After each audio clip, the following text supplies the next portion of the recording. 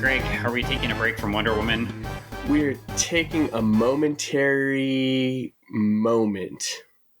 Like, we'll come back. Yeah.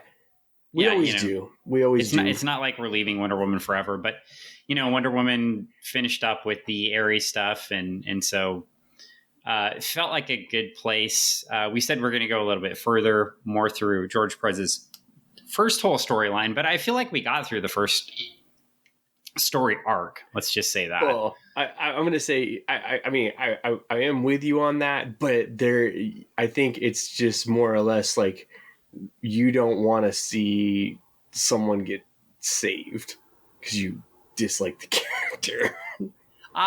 Come on. I wouldn't say that. I know you didn't say it. You didn't have to. Everyone that's been listening has already heard it five or six It's fine. times. Well, we might talk about another character today that I kind of like and kind of dislike. Oh, really? You more likes and dislikes all in the same? I don't know. There's, we're going to cover one issue of this. I don't think we're going to go in, but there's more to the story, right? And so, again, when there's more to the story, it's like, I'll probably give a little bit more context in there. But anyway, we're going back. I'm gonna shock all one of our listeners right now. Oh, yeah. We're going all the way back to August cover date of 2015. 2015. Yes, folks, we're doing a comic book that is approximately 6 years old. 6 years. When you told me the title, I thought we were going back even further. No, we weren't going back to Image Comics. But there were a couple runs of the character. I did enjoy it. So we're going to look at Midnighter #1 here.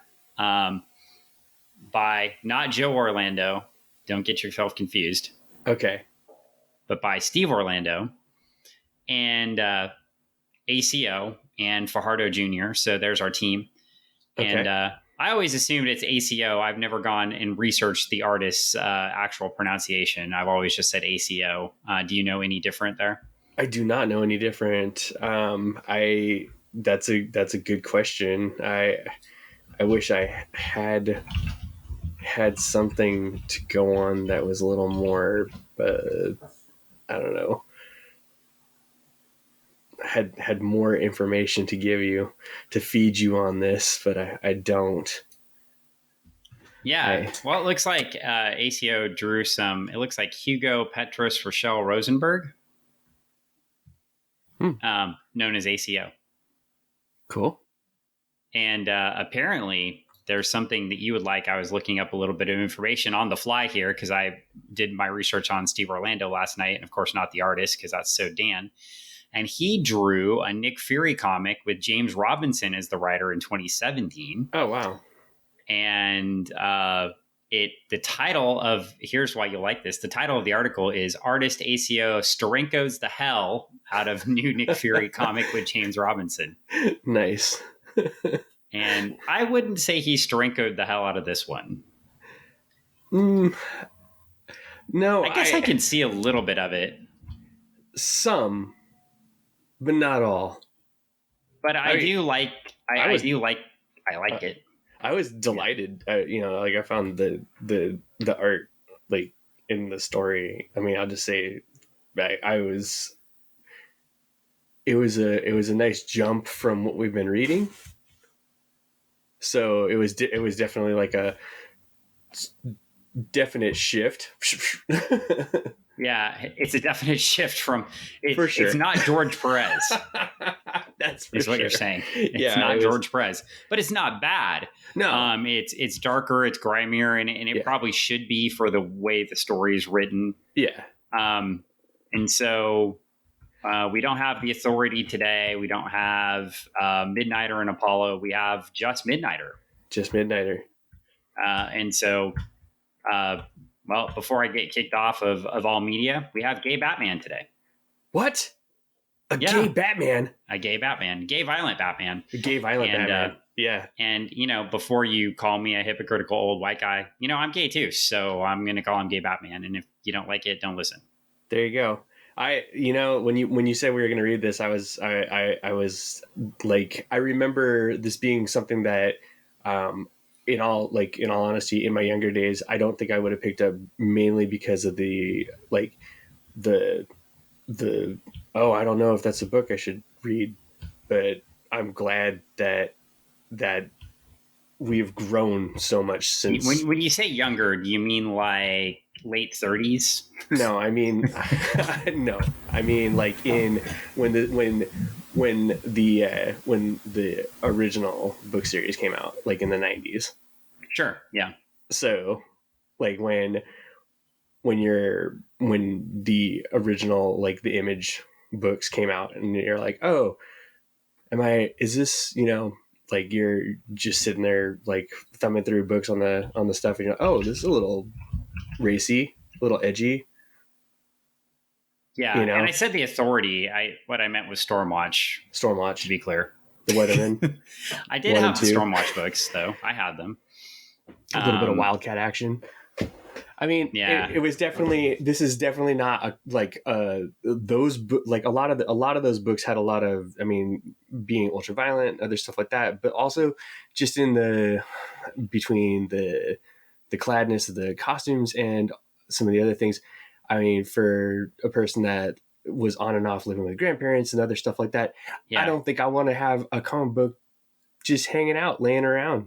Well, and these were also in the second volume of Stormwatch. So Midnighter and Apollo appeared. They were creations of Warren Ellis, and it was gay Batman and Superman for all intents and purposes. I mean, guy dresses up in a dark suit, and other guy gets his powers from the sun. Mm-hmm. That's it seems that's a story as old as time. And of course, this was the much ballyhooed or hated, depending on your perspective. For me, often hated, New 52. This was Midnighter's first appearance in the New 52 universe. But a lot of these weren't designed to be long runs, and of course, we've got the whole Jim Lee universe piece too. So we're looking at characters from that universe, written by a lot of different people, but these are characters that Jim Lee brought with him to DC when he split with Image. So you're getting like all these different things that if you don't have any of those backgrounds in, you're like, oh, whoa, what's going on? But you had some really great writers writing Stormwatch and the Authority and some of his books too. So, I mean, you get, let's see. Well, I know Warren Ellis did it, of course. I'm trying to, Gareth Ennis? Well, anyway, now I'm going to mess it up. Ennis? Yeah, I thought. Ennis? I'm going to mess up his name too. Warren Ellis did it for sure. I thought Keith Giffen did some. But anyway, I'll have to go back and look. There's my lack of good research leading into this podcast, where we're on here to do. Obviously, you all know I do research and read sometimes, but really, for I don't know if celebrate's the right word, but it's June. Yeah, Keith Giffen did do some. Grant Morrison did some. That's where I was going. I was trying to confirm before I said it was Grant Morrison. It was actually Grant Morrison on the Authority, but there was the Authority, and then of course, we had Stormwatch, which was, and even Stormwatch was, just a direct sort of like dark version of the Justice League. They worked out of a satellite. They ruled over the Earth. It was almost like if in some ways Stormwatch, and of course I know some Stormwatch fans, if they listen, will tear me up on this, but to me it was almost like Stormwatch was like, what if the Justice League went wrong? Like, well, I mean, I always sort of wondered about that. If and by the way, we're celebrating June Pride Month. Yeah, at least I am. Greg I've got the hat on that you gave me. Oh no! I'm wearing my underwear hat. Oh, that is what you meant by your underwear hat. I thought you were really wearing underwear as a hat. No, man. Yeah. So sparkly and pride filled. Well, I'm sure the audience really wants to know that if I order enough sexy men's underwear, that I get a free hat. And I gave that free hat to Greg And I wear because it sometimes when I Greg make loves it. videos, when I play It's like a video games. rainbow It is. trucker hat, It's basically. great. Yeah, I it's love not it. something I would have worn, but Greg loves it, and so I can't deny it. Yeah, there was going to be a fight over that, I think, between I you and my roommate. I So, know, and you and would have lost if I would hadn't have given it to you. I would have lost for sure. I'm pretty sure I would have been put into some sort of like a leg lock submission hold or something like that, and I probably would have had to tap out unless I passed out, and then the hat would have just like I would have woke up and there would be no hat. Well, we are off to into. I think it's interesting to. Why do I pick the? So, first question is why do I pick this book? Right? Why Well, I do you picked this pick this book book? because Steve Orlando was nominated for GLAAD Awards for writing this book. Oh, So, for both Midnighter series, so I do like to approach it. One of the other pieces too, I think that I get, and there's some controversy here, and I will bring it up as we kind of review the book, but it's like it's interesting because if you kind of look at it in the respect, well, I'm gonna make 2 points, okay. and I'm not gonna back off on them. One is that it's interesting because Apollo to me was always what somebody would consider a traditional gay man, right? Like a stereotypical, not traditional, excuse me, but I mean stereotype, right? Yeah. Whereas Midnighter was supposed to be sort of the balance. So I thought that was interesting and not stereotypical. So when you read this, it's interesting because you don't really get the sense that he's gay and until he's with men. Mm-hmm. And I kind of enjoyed that right when I read it because it was like, oh, so gay people are just normal people, except they're gay. Whoa, that's a weird concept, man. Normal people? What? Right, you should write people as people. Yeah. Without writing them directly to their sexual preference, right? So, yeah. And it kind of also reminded me of, this reminds me of the show, and of course I draw a blank because we're in the middle of a podcast. And so Showtime show. What's Showtime show? Is it 6 Feet Under? William H. Macy. Not 6 Feet Under. Shameless. Reminds me of Shameless. Okay. Yeah. And he reminds me of the Mickey. Midnighter reminds me of the Mickey character in Shameless a lot too. And I think there's some parallels there too. So if you're big fans of Shameless, I'm a huge fan of Shameless. I need to watch the last season because I didn't want to start watching it and then it goes away and then I'm going to run out of time because it leaves Amazon for free on the 30th. And I started rewatching Queer as Folk because, you know, that's what I do in my spare time during Pride Month. But yeah, like, it's interesting. Yeah. Anyway, Shameless is a great, I highly recommend it. At least the American version. I can't speak for the UK version, but I love the show. And it's just I don't know, Shameless. It's interesting. And you're going to see some plot parallels too. So I don't want to spoil the whole plot of this book, but Shameless is about a family on the south side of Chicago and they just never seem to make it out of poverty. Mm-hmm. And always up against the wall, as it were. Yeah, and it seems like no matter what they do, they're always stuck in. And so, I mean, at least for me personally, there's a lot of messages in that show that ring true to me in my life. Mm-hmm. It's not like I grew up in abject poverty, like I always had a house and everything, but the notion of moving up classes, right? Like, can you move from the lower middle class up? Mm-hmm. And they never seem to be able to. And so it's just interesting. And then the kind of family obligations that come with it. And so, Right. In reading this book too, I think there's a lot of parallels. So I guess what I'm doing is, if you like that show, you might like read these books. Yeah. Or vice versa. If you like this book, you might like go back and watch that show. Yeah. Damn it. Now I'm going to have to read both and watch both. Well, I think you would like Shameless. I can't speak for the other member of the household that controls the television with you. Oh yeah, no. Grandma would totally dislike it. Grandma might like it. I don't know. Grandma likes all the soap operas. She might she might like it. She probably would. So anyway, we're into Midnighter #1. We've got this weird cover.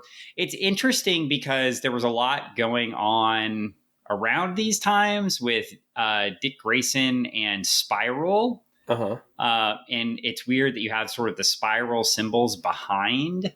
Yeah, anyway, it looks sort of like the spiral symbol behind him on the cover. I thought that was interesting. I would say if you knew nothing about Midnighter going into this and you saw this cover and you were like, dude, it's like a Batman, but he's all bloody, like he just like totally like put somebody 6 feet under, I'm gonna totally buy this book. I think the other piece about ACO's cover is there's no there's nothing left to interpretation. Like if you pick this up and then you were like, man, I don't like blood and violence in my comics, then that's on you. Yeah, it's on you. Well, we flip to the first page, and because I'm not a scholar, we'll go all the way to the first page, though there is an advertisement for Bizarro. Okay. Yeah. And so. And then the alt cover, which is... This am the worst comic book ever. Are you unready? So, there we go. Yeah, and the alt cover's cool, too. So, he's fighting lots of what I would call very 90s image comic book villains here. Yeah, oh yeah, totally. It is like just a scat of them. Just it's like Wetworks threw up all over the cover, and then they were bad. And the total splits formation with the power punch to the down and the up. Oh punch. Yeah, it's a pretty like I don't know. Like I tried to see. I don't know. I just want to say, as a gay man, I just don't know too many men that can actually make that position in real life. It's gotta be. I mean, I need to be critical of the cover here. We wouldn't want to put people in poses that they can't do in real life. I mean, I could imagine maybe a little less with the outwardness of the legs. That's a lot of leather, though. Yeah, and that's tight. Yeah, and you got the things on the shins, and that they just look like it would hinder movement. It seems like it would hinder movement. So, anyway, we're here, and we made it to the God Garden. I have no idea what that is. So it's the God Garden. I kind of know what it is, but yeah. If you're reading this for the first time, I don't know why you would know what this is. So I feel like we probably need to build some context in the story. It would just be it's a floating garden tonight, and we're reading this as if we read it for the first time. Yeah. So we've got a character here with gray hair, sort of, looking like, I don't know, a cross between the movie version and the comic book version of Doctor Strange's. Mm-hmm. Kinda. Yeah. Kinda. Okay. Kinda. I feel what you're going. All right. Yeah. I can feel it. Oh, but I know what Durlins are, and Durlins were definitely not in Jim Lee, so we're definitely in DC. Okay. She has a Durlin bio grenade. Do you know who Durlins are? What's a Durlin, Dan? You don't know what Durlins are? No, what's a Durlin, Dan? Oh, well, Durlins first appeared back in Adventure Comics. And the first known Durlin in DC Comics was a character called Chameleon Boy, who's in the what group do you think he belongs to? Is it Teen Titans? Oh no, he existed before the Teen Titans. Oh, is it would it be the Legion of Superheroes? It would be the Legion of Superheroes. And then the Durlins were retributed.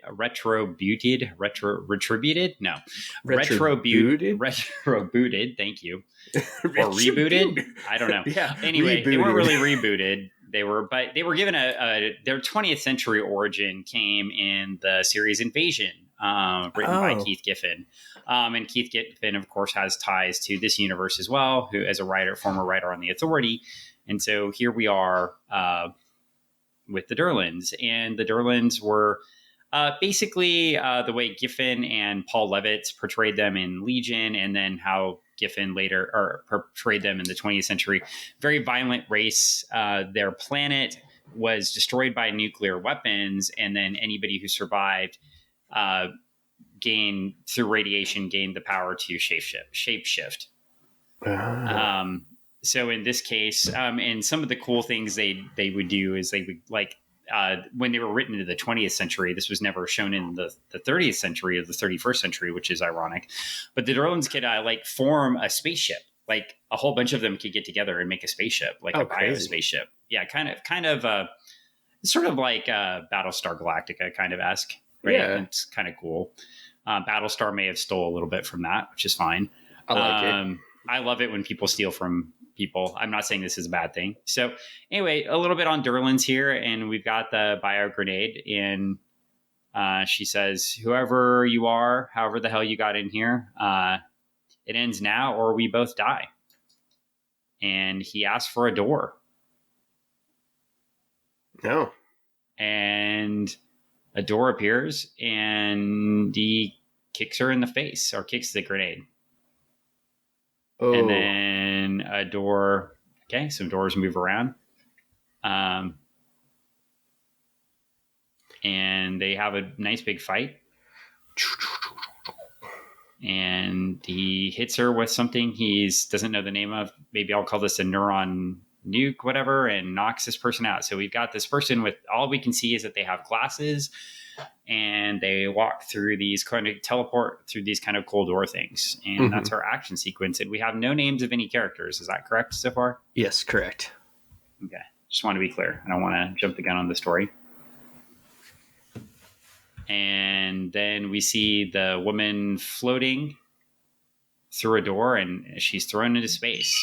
That's not so good. No. And so here we go. She's floating in space, and that's bad. Yes, bad. You don't do so well floating into space. No, space is bad. So tell me about this page. Tell me about the transition. So we've had a massive transition, and I'm going to shut up for a minute and let you explain as a storyteller what you would do here. Oh, he's going to drop it on me. So you have this massive, like, page of amazing, like, person floating over what appears to be the earth through a light door, and then, boom, into what appears to be a nice dinner. Is that what you're talking about? Yeah, I think it's a really interesting transition, right? We have a very dark scene. Yeah, and then we have, I guess at the top of the page, it appears that like we've got it's broken. Like what we have with that lower portion of the page is broken up by a social media chat box dialogue. I'm not sure. It's like some dialogue going on with two people talking about some stuff. So, or like a person's profile, and then some text on the side from a word bubble. So and you can see some stuff inset, I guess. I'm assuming that's just what we're reading that's a little blown up, but it's interesting because you go from that dark page to this, or to that top panel, to this, like, nice sit down restaurant dinner. Looks like there's people having it's very light in that sense, right? You got people all around enjoying an evening.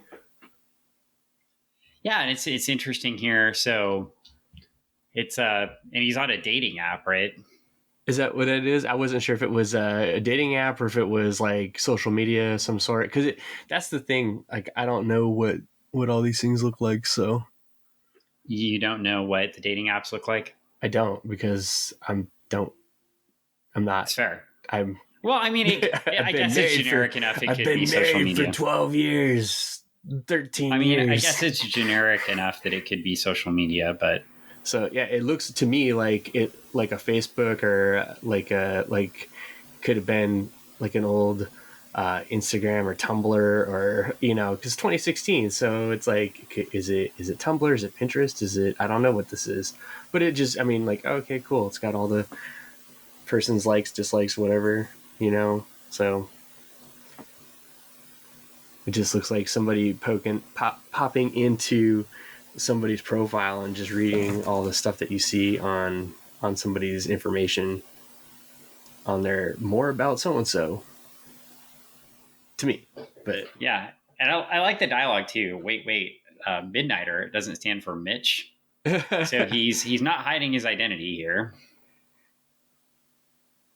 yeah, he's just like, no, that's me. Yep.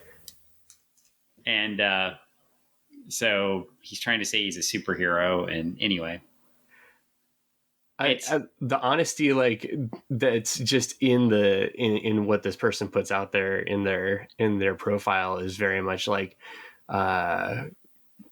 just like new in town, like, chronically new in town, flexibility for justice. Like most people would be have headbutted an alien. Yeah, small things. Well, and it's like, and his friend, who we don't have a name for yet either, is commenting on that. And it's interesting too. This is right around the time that DC editorial made a terrible decision, in my mind. Okay. And then they did it again later. What was that? Because they just did it again, like Bendis did it again. They decided that everybody should know Superman's identity. And then later they killed that Superman and brought back the actual Superman from the other universe, and then let everybody know that Superman's identity. But they killed the other Superman because they'd ruined the story by making his identity out there. Well, these are great ideas. No, they're not. It happens. So, and he says his job is aggressive anthropology. I guess I don't get the joke. I know I read the series before this, but I don't remember, and I don't get the joke. He's an anthropologist, and he's aggressive about it. Sometimes when you're working in the field of anthropology, you have to crack some heads. Yeah, I think the interesting part here too, well, he senses something and says get down. So I know Midnighter has like a chip or a deal in his brain. I'm sure it'll get revealed in a second that gives him almost like a spidey sense. And that's why we're getting the kind of circles around him. So that's how we can differentiate him from Batman a little bit. You mean he's not He's from a power sense. The best detective in the world? Well, here's the problem. Well, he might have been at one point, but we don't know. Let's turn the page. Well, no, he may have been at one point, but as soon as they brought him into the problem with bringing Midnighter, Apollo, the Authority, Stormwatch, everybody into the DC Comics is that, like, if Stormwatch is an analog for the Justice League, right? Who is DC Comics going to choose to be the real Justice League? Well, the Justice League, of course, but you could always have the Stormwatch and kind of like, you would have. I know Travis and I have had this discussion. It would just be like having shitty Justice League. Yeah, well, and so, but I think if like having a JV team. If they're in separate universes, though, you can have them be awesome, right? Yeah, but the minute they're in the same universe, you've got to pick one. So you're not going to pick your back. I mean, it's this, and it's interesting too. We're covering this. I feel like they did the same thing, and it'll be interesting to see what they do now, right? But I felt like they sort of did the same thing with Milestone Comics. I felt like those were great stories, but I felt like that's why they didn't catch on, right? Yeah. Because it's like, okay, well, this is like, we'll make the black version of the Justice League. Okay. We'll make the, new violent version of the Justice League over here, right? And so once they're in the same universe, then like once happens? Icon is in the same universe as Superman, once Apollo is in the same universe as Superman, you have Superman. Yeah. And I think that's like, in one way, it's, I think by having, and this is just from my own perspective, I mean, I'm sorry to derail before we even get on the tracks too much. But like from my own perspective, like when you're creating an IP and it is singular and it's out there and it's standalone, I think that's what makes it great and unique. And then when whoever you've, like, if you've emulated something in order to give your IP enough of that understandability, like, so if anybody reading goes, oh, this is an analog to this thing that I love, and that makes sense because I understand that just enough that it's still enjoyable and still agreeable in their headspace, right? And that's why creators create that way. But as soon as that IP gets bought up by whoever to bring into the fold, like you just said, it loses all that Or ingenuity. let's hypothetically say you work for both major comic book companies, and then you create an analog, say, of the Justice Society of America and their offspring, and then your comic gets bought by, say, Netflix, and then the show is canceled after the first season because you're an analog of other stuff. But it gets a spin-off, and that spin-off is still in production with its... Because Mark Miller needs more money. He didn't get enough the first 6 times. I know. And you're aware that Mark Miller wrote my single least favorite story in all of comics, right? Story, not total story, I would say. Not, wasn't it? He wrote Civil War. You're aware of this. Yes. Yeah. But then he redeems himself with Kick-Ass, at least the first one. We're not going to go like the spin-off and the new one and all that. But yeah. But but I think that's like, again, that's like where something like that, like like what I'm saying is like Kick-Ass, like a story like Kick-Ass is wonderful, unique in its own right, and enjoyable, and it's telling a story that, understandability wise, the origin story is similar enough to 3 other stories that we know, but you can still appreciate it and enjoy it, right? Because of those things. But when you do a indie book about Superman, Wonder Woman, and their kids, yeah, it's like, great, awesome. But the funny thing is, though, I read the first 6 issues of the comic, and they were not what the TV show was. So I'm interested maybe in going.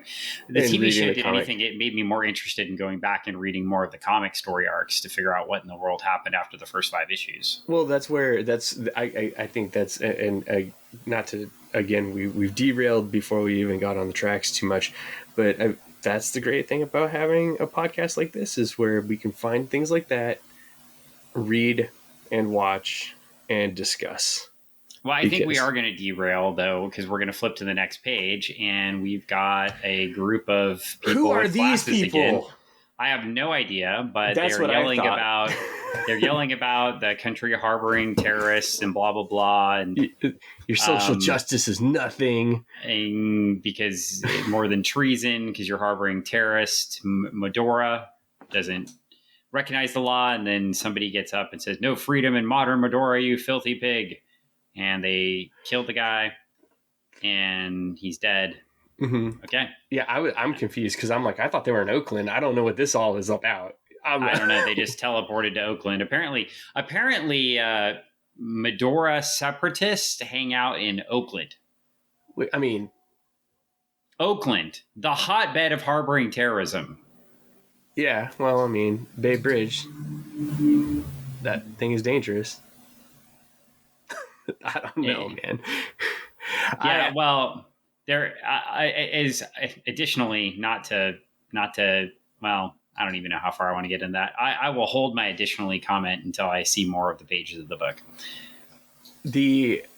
I will say that the way that this kind of, like, the light effect and everything like that, how it all spins out is pretty cool. And they light up that guy. So I'm imagining they have like pulse weapons. Sure. Well, let's flip to the next page and find out, because we're going to Whoa! see her fire a pulse weapon in the sky, which, unfortunately, we're not getting any Kirby crackle anymore. But No, it's straight up. we are getting some freaking beautiful art. Yeah, it is pretty epic. And there's like steak and carrots on the floor. I like the muted, like a sepia kind of tones. Mm-hmm. Like, did I get the term right there? Yeah. Yeah, it's really cool. So It has that feeling of like when you're like everything's overexposed, that is what it looks like when when you're staying too close to fireworks. And I've done this in real life all too many times. I've been to fireworks displays where a giant board of fireworks has exploded 25 feet away from Anna and myself, and we were like, "Oh, we're gonna die. We're gonna die right now." Because this. Like, I looked at her and I was like, "This is not how it's supposed to be going." Well, and she's like, what do we do? And I was like, we duck. But yeah, no, like everything just kind of just turns into I think it's about to get bad for these folks. Now, my one question is, why didn't Midnighter's spider sense go off? And I know they haven't exposed it in the book, but it's like a combat computer in his brain, technically. So it's not Spidey sense. That's how he can be so smart. And anyway, so yeah, she's like threatening them. We can turn your guts into jello, blah, blah, blah. Okay. So we flip the page. But the important thing I want to draw you to is Midnighter's just chilling out. Everybody else is freaking out. His date's freaking out. There are carrots and steaks everywhere. And he's just sitting there, back to them, ignoring them. Kind of like, yeah, do I got to do this? Yeah. Because like when he's sitting there and it does this pan in on, or not a pan in, but like that scene, the panel opens on him. You see him sitting there with looks like an overnight bag, and now it's all making sense. Yep. So you flip the page and he opens the bag. He pulls his little hood on so he can be Batman. So he just and then she's yelling, "Cowards die!" Unknown Medora. I guess she's the terrorist, but she was chasing the terrorists. I don't know. Most terrorists are freedom fighters, and most freedom fighters are terrorists. I don't know how it all works, but this is a prime example. We'll say this is a prime example on this. So we'll say characters lighting up the restaurant with energy weapons. Yes. And then all of a sudden we see a knife through a wrist, which is super attractive. Always feels good. Oh yeah. It's gonna hurt tomorrow. He says, "Keep talking loud. Targets are easy." And then we see a lot of violence going on, but it's all muted because of the way the art is. But the way the art's drawn, lots of bad stuff's going down. Oh yeah, I love these like cutaways where you got like an overlay of a photograph that's an X-ray on top of an image of a person who I'm imagining was just like broken a minute ago. Yeah.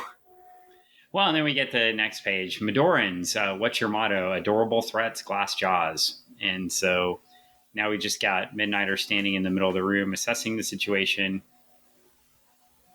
He's like, he calls them the human equivalent of irritable bowel syndrome. Not fun. And he's like, I've already fought this fight a million different ways. So he's using his combat computer there. And he lets them know, I'm the Midnighter. And by the time you realize the sentence is way too long and my eyes have healed, you're not surrounding me. So he was blinded too, it sounds like. Yeah. And he's arranging them, he says. So here we go. And he just starts destroying everybody. We get a lot of fight scenes here. I will say that piece of dialogue harkens back to, it feels like Rorschach and the Watchmen. Who is an analog of? Well, you got to really dig deep there. Do you remember who he's an analog of? Who is he an analog of? Well, who is he an analog of? Have you forgotten our previous episode about the Blue Beetle? Oh, yes. Who is in backup stories for the Blue Beetle? Backup stories for the Blue Beetle? The Question. Ah, the Question. So the and who's the Rorschach Question in analog, a combination of the Shadow and the Batman.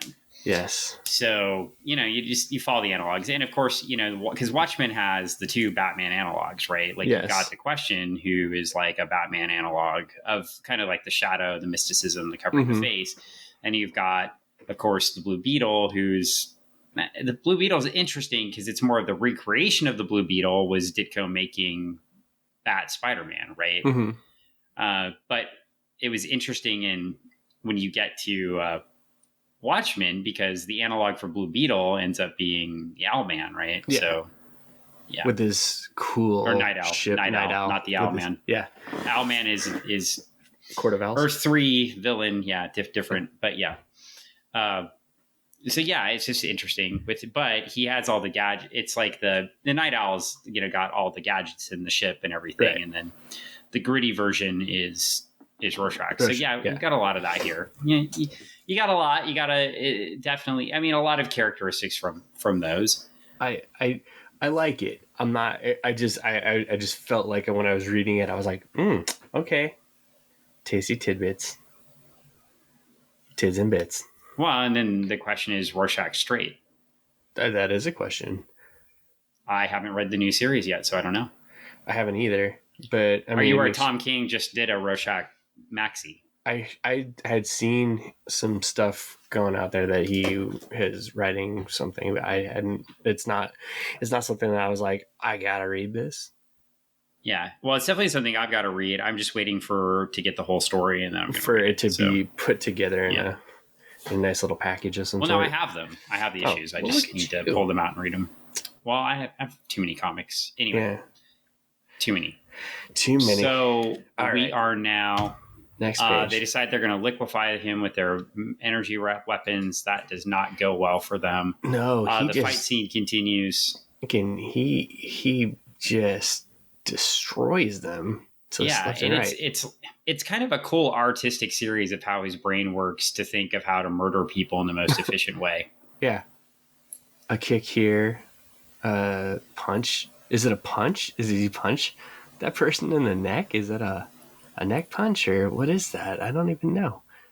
Just using like strands of stuff. It's crazy.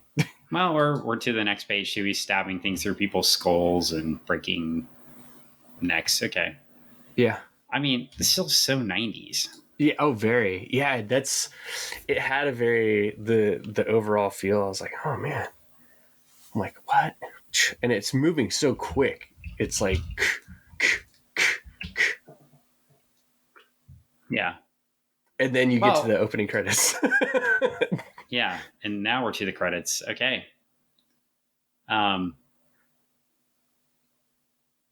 And now you get to, hey, I'm just here to eat, and people are begging off, and Midnighter's still taking out people. And he's basically, I've got this under control, and they keep trying to murder him, and he kills everybody. And Matt, who's just there to eat, finds this to be awesome. So Matt is a big fan of Midnighter murdering everyone. Yeah. Okay, and you're right, credits. So boom. Steve Orlando, ACO with Hugo Petros on inks, Fajardo Jr. on colors, Fletcher on letters, ACO and Fajardo on the cover, and the Brian Hitch. Oh, that did look okay. That makes total sense on the variant cover. That looked very Hitchian, doesn't it? With all the weird movements and everything. Yeah. Dave Wildgaz, assistant editor. Got Chris Conroy editing, and Mark Doyle must be the group editor for all of everything. I guess they were the Bat book. I don't know. Anyway, okay. Must be. Well, now we're done. Yep. It's over. And now they're in Boston. That was a great book. Oh, there's more. Wait, there's more. Oh, yeah, that did feel like it was the end, right? It did. It felt like completion right Well, there. and now he's in Boston at a pool hall. How did he get to Boston? I have no idea. I'm lost. Me too, because we were just in Oakland. Yeah. He's in Boston. Okay, so he's in Boston. He was on a date in Oakland. Yeah. He murdered everyone. Yeah. His date is blind. And okay. Well, now he's in Boston eating, looks like fish and chips. So he went to the wrong place. He should have come to Seattle. Yeah. Well, I mean, Boston has, they're on the coast. Could be cod. Well, he lets him know a deep fried dish is part of my master plan. I'm your true arch enemy. The guy's trying to threaten to kill Midnighter and it's food. Mm-hmm. He said, foiled again. I have accelerated healing. Okay, so we know a little bit. So, yeah. Okay, that's good to know. Then he asked if Apollo's coming out. And he's like, no. Okay. So. No Apollo. Yeah. Something about, and he's drinking to that. It doesn't sound so good. Mm. And then we've got the bartender says, women, men, the parts don't matter. Ask me. They're all crazy, brother. They don't know what they got when they got it. And Midnighter says, that's some real wisdom. You're some kind of ponytailed savant, Tony. Your wit's actually been twice as deadly as your fry oil. So, yeah, I don't know. I feel weird on that scene. This whole exchange, the whole, why is he in Boston? This whole entire, to me, if I was watching a movie, this would be runtime or page count, on a book. Because why are we? None of this makes sense to me. What's the build up? Why? Well, we got disclosed one piece of information, and we got I guess we were told that Apollo's not there. So two. Well, no, that Tony's his arch enemy. He's trying to kill him with fry oil. That's the most important thing. But outside of that, no, I mean, but it didn't need to be. I don't know. Well, this is we get to them playing pool, and he says this looks fun, and shoots all the pool balls in with his magic computer brain, and he calls them all dinosaurs and leaves. Yeah. And Tony's defending him. Okay, well, that's cool. Again, all right, we're at. I don't understand. I like it. I just don't understand it. Well, now our friend and unnamed guy are on a second date. So, if we're not going to name these characters, are we getting close to women in refrigerators territory here? Could be. Where his date is just the sex object for the story purposes. Is he gonna refrigerator this dude? Oh, he's not. I don't think. I hope not. If I remember correctly, it doesn't go well. Them dating. Well, I mean, if Apollo comes back, then of course it's not gonna end well for this dude. Apollo is not as much of the murdering type, though. I mean, if Apollo comes back and things get mended, this dude's out the door. See you later. Bye bye. Yeah. Well, anyway, we're here and we're in Moscow for a second date. He says, step into the door made of light in Oakland and step out in Moscow. This is just a Tuesday for you. So he's using the doors. Okay. So here. Okay. So was he on the space station murdering that lady? Well, I guess we'll find out. Maybe. Okay. And so we see them returning from Moscow from their date. Okay. Mm-hmm. And they're chatting and okay. They end up back in Oakland. His place. That's about it, right? Yeah. Okay. Cool. They got some time to kill. This is really moving. Yeah. Oh, okay. Well, they go home. Yeah. Okay, well, this looks different. So if we're playing NBA Jams, the announcer would say, things are heating up. Sure. He's on fire. Definitely. Okay. Oh my God, we're showing gay men kissing in a comic book. Call the police. It's Call okay if the it call the Comics Code Authority, Greg. It's okay if it's I can't even say the word. Anthropomorphic. Animal people. Yeah. Like well, horse it's cops. Okay. It's horse okay. Cops. So we're here. Okay. Anyway, they're getting it on.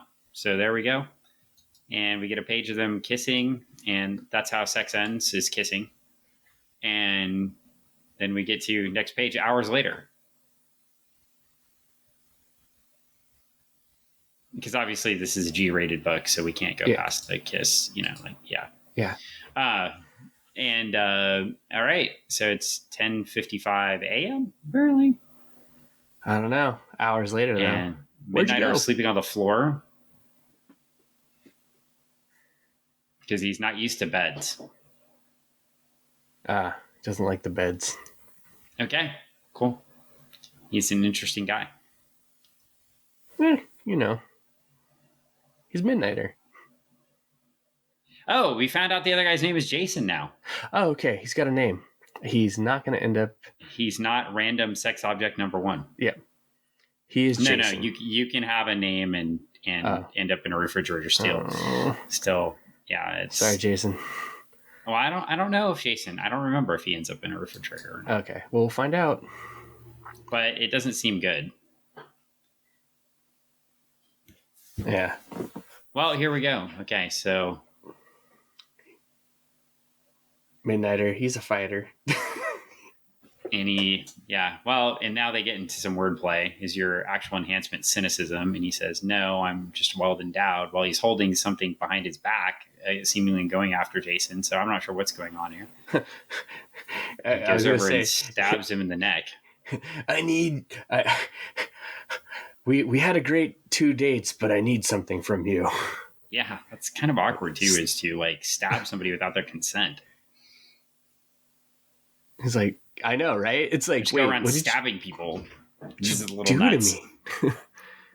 Well, I thought we had a great time. One way you see something that needs my attention, you can call me. So he says, and then Jason says, look, I saw you save people. The world you live in is insane. I respect what you do. I may be an IT guy blessed with infinite patience, but just so you know, this is the definition of coming on too strong. Yeah, or coming on strong. I would agree. That's a little strong after one night to expect somebody to GPS you or find you. Yeah, help you. Now this is Jason saying, "Whoa, buddy. We had fun, and we were eating breakfast. Now you went too far. You GPS me. Inviting you for breakfast does not mean you get to stab me without my consent. Yeah, we can't." I don't know if I want the GPS thing. And now he's next page talking about Apollo again. Ugh, jeez. He was my first. He's beautiful. Blah, blah, blah. Okay. He's my first. He's beautiful. Blah, blah, blah. Yeah, well, He says he used to work for a woman called the Gardener. Is that who was in outer space? I don't know. We'll find out. Maybe. The Gardener. She was a delusional maniac with unwavering ability to rationalize collateral loss of life. I never liked her, but she's family. You can't pick your family. Indeed, you can. And it wasn't just that it was a fight. Okay. Well, anyway. Okay. And then everything went blue. He has to leave. He's got to go. I guess that's why he stabs his people. And there's the Gardener. Okay. So I was right. That's who it was. She called him to the God Garden, which doesn't look so good. The God Garden. Apparently, the Gardener can survive getting put into outer space. So that's pretty powerful. She's got powers. She's got I'm sure I must have known who this character was from reading old Image comics before, but it's been a long time. Probably. Yeah. So somebody broke the defensive shot and teleported her into space. Okay. She says she created the Midnighter, created you. Your life, son, I told you. was gone. I lied. I kept an origin file. Everything I erased from you, your past, was not gone. And someone walked out of here with it. So they know all about him. Wait. That is the making a pretty good villain. So the person with the fight computer in them now is going to get, okay. And we're left on a cliffhanger, of course. I know. And honestly, we were covering issue 1. Like after I got done reading this, I was like, oh, I want to read the next. Like I want to finish this. Like I want to keep going. You can keep reading. I mean, we could do a second issue if you want. We might have to because it is interesting and intriguing enough. And if we do that, we're going to end up doing 4 or 5 issues. I think it's a 6 issue. Yeah, it's only 6 issues, so we'll continue with this. We'll finish off that one Wonder Woman. Let's do our 6 issues here, and then we will do some Wonder Woman. Okay. Again, we'll toggle back and forth. We'll toggle back and forth, and then we'll read some US1. And you didn't say no, so I didn't say no yet. Yeah, you didn't say no yet. You've lined us up with several issues, but here we are with Midnighter, so we are off and running.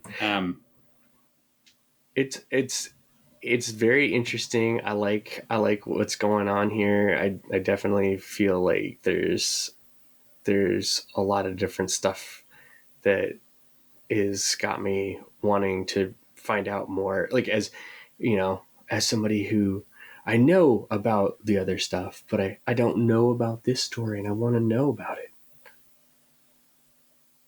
I want to read it. Well, we can read more.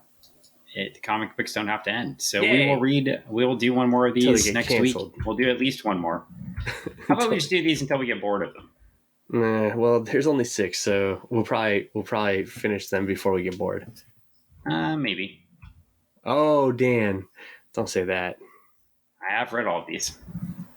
Are you going to say you're going to get bored before you're going to read number up to 4, and then you're like, Greg, you don't want to read anymore. They're not fun. He's not saying no. Oh my gosh!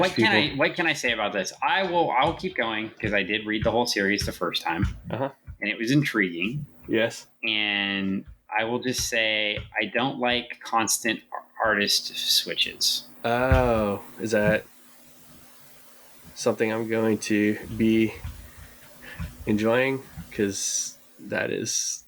If you click into issue 2, because I know you have it pulled up, and look at the interior art, I don't think you're going to be enjoying it. I'm clicking into it right now. I could be wrong. But in contrast with the first book... Oh, wow. I felt, if I remember reading this, I sort of felt ripped off going from book 1 to book 2 on the art. Does it continue to change every issue? I don't recall. Oh, don't tell me that. I can find out. ACO is back for issue 3. You've got another artist for issue 4. Cool.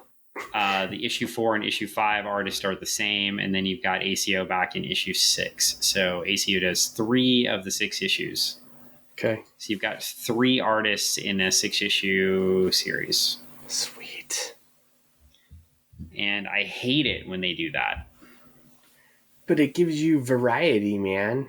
And in issue 4, we get an appearance of, and 5, no other than Dick Grayson. Sweet. Is that Not to spoil it for you. To bring you into... to the worst version of Dick Grayson ever. Written... see, I like Tom King, but... ugh. You're like, but... I love Nightwing. But... And Grayson to me was just stupid. Well, we'll see. Well, we're not going to read Grayson, so... Well, we're not going to read Grayson. Yes, we're not. No, we're not. I just veto. You veto. Yeah. So what did you think of the story, though, before we critique the rest? I mean, I feel like we're leaving on a downer. What were your high points there? High points. I thoroughly enjoyed the story. I liked the art. I thought that it was a great way to bring back a character from a 90s line into this this, I guess, like a 6-issue run and kind of give you a follow through, of where are they now or what's happening now with them, Okay. because it if you like And they did do a series before this one. in the, was it 2012? And then they did a series before that of Midnighter and Apollo, I believe. Okay, because I know like when this stuff came out. I don't just believe, I read it. Oh, okay, you read when the stuff came out early on, like it was stuff that I had like thumbed through, and also too, like I was, one, a poor college student, but two, just like it was just not something I just wasn't going to be bringing comic books home and having my grandparents look at me like, one, why did you buy this, and then two, what is this? Yeah. Well, they did a Midnighter and Apollo series after this one too. Yeah. Which, spoiler. Oh, there's more on this one. Yeah. So I don't know if the other one was Midnighter and Apollo or just Midnighter, but there was a Midnighter series. There were 2 series before this, I know, with Midnighter featured. And then, yeah, you had a 2006 to 2008 Wildstorm. Okay. By Garth Ennis series with Keith Giffen as well. Yeah. Mm-hmm. And Brian K. Vaughan. Did they tie in some of their other storylines from their previous books? Like, I mean, they kind of pull, Kevin, stuff like that. That's more in that universe. I mean, but listen to the lineup on this book. Like, so Garth Ennis, Keith Giffen, and Brian K. Vaughan all wrote issues, and Chris Sprouse was one of the lead artists on it, and Carl Story. Wow. So lots of Legion ties here too. Yeah. By the way. But wow. Definitely. Yeah. So, I mean, a lot of great artists in there. Yeah, I haven't read that one in a long time. That was, I think, 2000, a long time ago. That's 2006. Cool. Yeah. So, I mean, these characters keep popping up from time to time. So, yeah, I mean, there can be a lot of interesting stuff there. And of course, you know, the difference is, though, it's interesting to go from Ennis to Giffen, right? Because I feel like Ennis is going to write really dark, right? And then Giffen's going to make everybody funny. So, right. Or maybe not funny. Giffen can write some, you know, space. Giffen, admittedly, Giffen's written everything, right? Legion, space opera stuff, violence. I would Lobo, say right? It's like going to be a lot more. Not, but Justice League, right? It's a little more lighthearted, or at least like a little more. It'll be dialogue heavy. Friendly. It'll be dialogue heavy too. Yeah. Like it's anything. It'll be dialogue heavy, which I don't mind, right? Like, give me some story. I did feel like this first issue, while introducing us to the character, didn't do much to introduce us to the character. Yeah. Like, there's a grand assumption that you know a lot about this character before you picked it up, which to me is hard, because you have these short. So this did run 12 issues, not just 6. Okay. But when you have these short spurts, right? Appearance here, appearance there.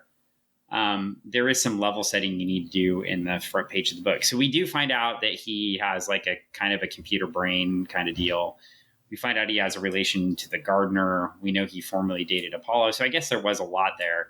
But then, like, I feel like some of the other depth you could have built to the character is like 7 pages of a fighting. Yeah. 7 or 8. It's just like one giant line giant chunk of fighting. Like, I'm imagining the whole entire bar setup when they were in Boston was just to get you acclimated, if you weren't, with the fact that there was this Apollo character, that you should know the name in case Apollo comes up some point, and that he is not there right now. You know? Yep. But so interesting story, and across the 12 issues too, we have a lot of crossovers. Gotcha. So Grayson shows up, Suicide Squad show up. Well, I mean, they have to tie. Like, I mean, I'm assuming to tie this this book series into the rest of the book series that are there if they're gonna. I guess, but I could do without the Batman universe coming into the book all the time, right? Like we already have Batman. I don't need Batman. But I mean, or you Batman don't Light want to come into the book. you don't want any of the Batman universe coming into the Shadow book. I mean, to the Midnighter book. Yeah, you mean to the bat? Yeah, not honestly, no. Like I think it would have been Could have just stood cooler alone and to they just didn't have to have let any. you tell the story. Yeah, But I just don't think they're gonna. I don't think that they could do that because I think they're such a I think big. they could do that. They choose not to. Yeah, they could do that, but they don't. They choose not to because they like to have everything tied together to keep those multi-line stories going. I also realize that they have to sell comic books, Yeah. and part of selling comic books is cover appeal and character appeal and all of that. So, I mean, I respect that aspect of it, but I mean, from a character development standpoint, it would have been nice to, see the character develop over time, get some depth before you start having crossovers, right? And especially like if you're looking at sort of like Rorschach being Night Owl's sidekick, and then you have the Batman, and then Grayson shows up, and you have like I don't know, it just yeah, it's too much for Dan, is what I'm getting. Yeah. Well, it's more than what Dan wanted to see. Build me a character and tell me a story.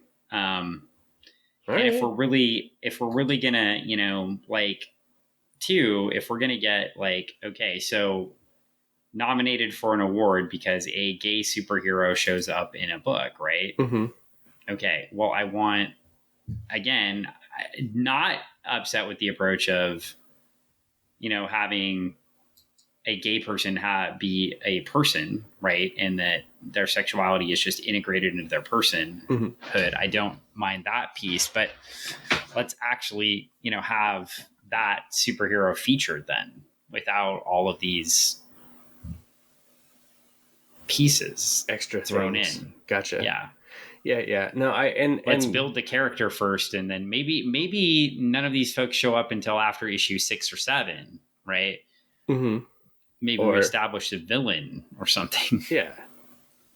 Or there's a complete story arc that happens that makes its whole entire run, and then it encapsulates, and then it leads off with a cliffhanger where this character calls upon them for help, or they call upon them for help.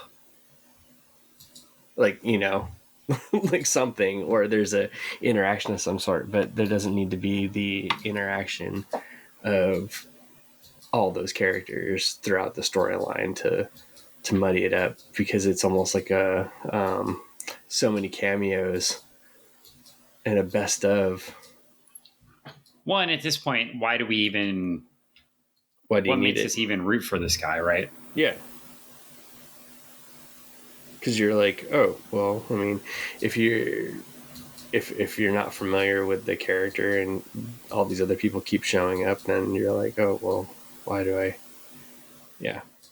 Someone or who should I root for? Might be a better question, right? Yeah. So anyway, because I like this person, so they're here now. A lot of questions left unanswered here. Yeah. But first issue exploration, maybe not the best choice for Pride Month, but it's here. I think you brought something to the table with a good explanation as to why it was a good choice for the accolades that it got, for the representation that it has, but also for the reasons why you wish that it had a better standing of representation. Yep. And I think that right there makes so much more sense. I mean, like, from your perspective, and as someone who is going along the journey of this book series and having you guide me through this and hearing that, it makes me ponder that question. Oh, if they did take those things out, what would it do? it would make it a lot probably better of a. It would make it a better story. You could see a lot of different storytelling happening, and maybe more enjoyable for somebody who needs that story.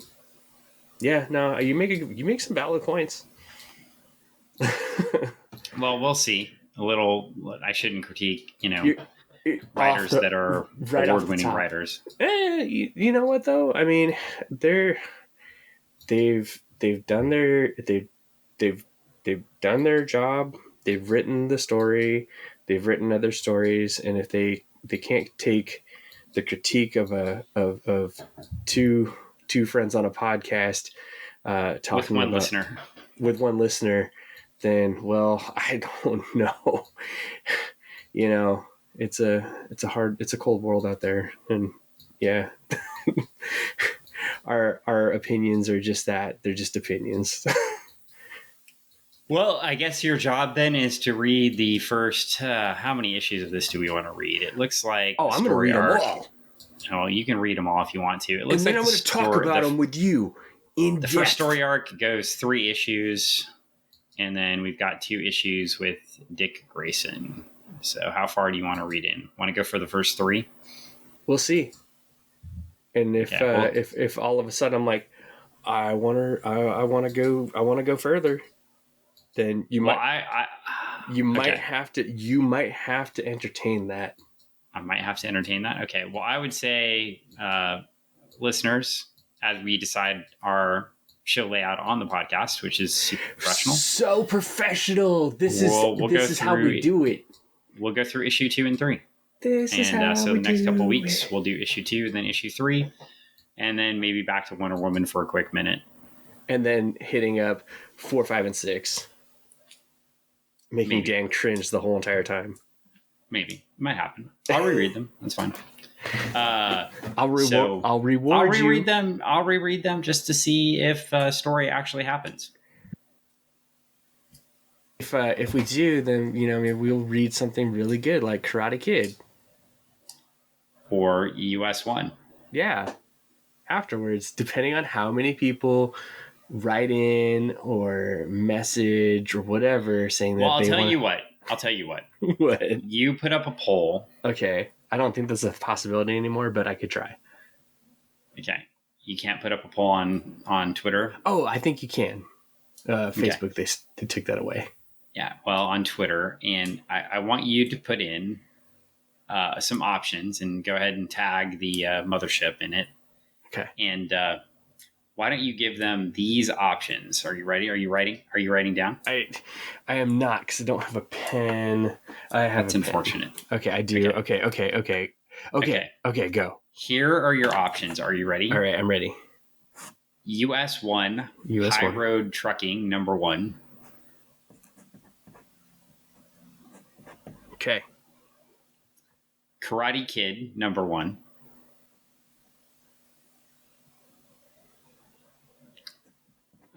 Which one is the Aquaman where he gets his hand chewed off? Is that number 4? Does he have it in a lobster trap and he chews it off to swim away? You've not read it, have you? I have not. Lobsters. No. Sorry. I believe it is. We'll look it up, but it'll be the Peter David Aquaman where Aquaman's hand is chewed off. No hand Aquaman. Okay. Yeah. No hand Aquaman. And yeah, let's go those. And then for the heck of it, one more for balance. Yeah. Well, okay. No, it's not really for balance. I think these are all pretty awful. Oh yeah. No. You like Starlight issue 2? Oh yeah. That's the. How about? Are you ready for this? Yes. Superman number 75. Superman. How could Superman be bad? That would be Superman Volume 2, number 75. If you don't know which issue that is, we can't be friends anymore.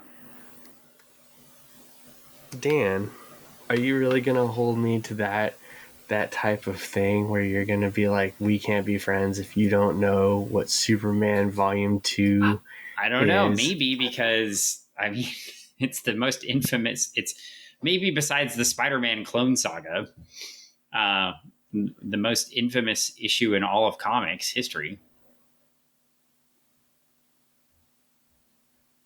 If I don't know anything about this, you're gonna be like, oh, Greg, Yeah. oh. Well, I will. I'll give you a hint. If I'll, you if I'll give you you a like, the hint. death of Superman isn't something that I Yes. have like 5 of in my long box because I thought I was gonna make a mint on it. Yeah, you had to go look it up because I heard you clicking. What are you So, talking about? No, that was me playing with my fidget spinner because I have uh-huh. AD, That's right. I believe and I you. was using a Not at all. pen to Okay, flick the well, fidget on that spinner. note, so Greg's going to put a poll up there, and this poll may go up there before you listen to the podcast. So, actually, no, I'll wait. I'll have him release the poll after the day we release this podcast. So, Oh, you'll have to remind me because I will forget. oh man, I already put the poll up. You did not. I did. I'm just joking. That was the So, sound you heard, Dan. The clicking. was you putting a Facebook poll up? No, So you already put, okay, and you're I going to need just. to get cover pictures for your poll, so they can pick You can only which put one one. picture at a time, Dan. Don't you know how Twitter works? No, I don't. I'm just joking. I'll make a. All I see is the Retro Emporium pulling 5 videotapes, VCR tapes out of a VCR at the same time. Oh yeah, yeah. Or what was my fun that Well, was for VCR day. we better wrap this up. Yeah. We had a long chat at the beginning. I think we got into the story. It's interesting, and again, representation to each their own, though, right? Like, Yeah. kind of question. I guess I'll end with this thought. Is Okay. just representation enough? Is just representation enough? Right. Like, is just having representation enough? Just having somebody out there, or do you need the good storytelling? The premier. I say premier storytelling. Clear, in-depth character analysis. Right. Like, is that enough? But this seemed like a lot of violence and sex. I think and that a lot of character. that question is definitely something for listeners to ponder, because I want to say that is something that falls on each person. Okay. Because each person's going to have a different take on it. Well, let's end it there. Yeah. I think it's Funny Book Forensics. We tore it apart and we're done. So on that note, Greg, thanks. Thank you for bringing this. Yeah, and that's all for this episode of Funny Book Forensics, brought to you by the Spoilerverse, where Cthulhu gets killed by Midnighter. Whoa! Cthulhu is gonna kill Midnighter, but Midnighter is gonna kill Cthulhu because that's what Cthulhu. Wait, I don't. How? Would happen to Cthulhu, and Cthulhu would die. Oh my gosh. Super brain computer. Whoa. And on that. That's it, folks. That